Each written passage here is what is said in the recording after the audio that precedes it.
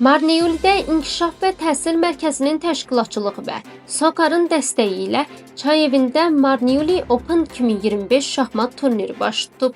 Turnirdə azyaşlı və yeniyetmələrdən ibarət 61 şahmatçı iştirak edib. Tədbirdə çay evinin rəhbəri Emin Əhmədov, Gürcüstan Şahmat Federasiyasının vitse-prezidenti Georgi Georgadze və Gürcüstan Azərbaycanlılarının İnteqrasiya Mərkəzinin direktoru Murad Muradov çıxış edərək şahmatın önəmindən danışıblar və gənclərə uğurlar arzulayıblar. Şahmatın regionda inkişafı onun ümumi tərəqqisi üçün son dərəcə önəmlidir.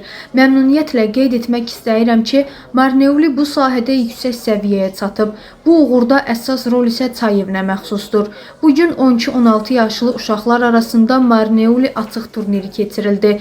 Artıq bu gənc şahmatçılar müxtəlif yaş kateqoriyalarında uğurlar qazanır. Gürcüstan çempionatlarında iştirak edirlər. Bütün iştirakçılara gələcək fəaliyyətlərində uğurlar arzulayıram. Bugün TEAS'da 12 və 16 yaş kateqoriyalı yeniyetmə və gənclərin şahmat turniri keçirildi. Marneoli açıq çempionatı və bunu biz ənənəvi olaraq həyata keçirdik. Hal-hazırda bugün 100-ə yaxın gənc yeniyetmə iştirak edirlər yarışlarda. Bütün qalibləri təbrik edirəm. Gələcəkdə uğurlar arzu edirəm.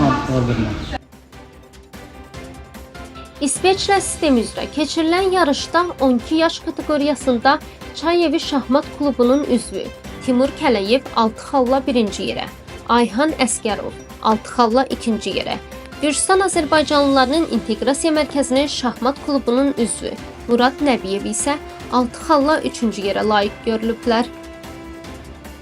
16 yaş kateqoriyasında isə Qaraçöpdən Tahir Məmmədov 7 xalla 1-ci yerə, Marneolidən Əli Əliyev 6,5 xalla 2-ci yerə, Qaraçöpdən Bəhlu Quliyev isə 6 xalla 3-cü yerə sahib olub. Qaliblərə kubok və medallar təqdim edilib.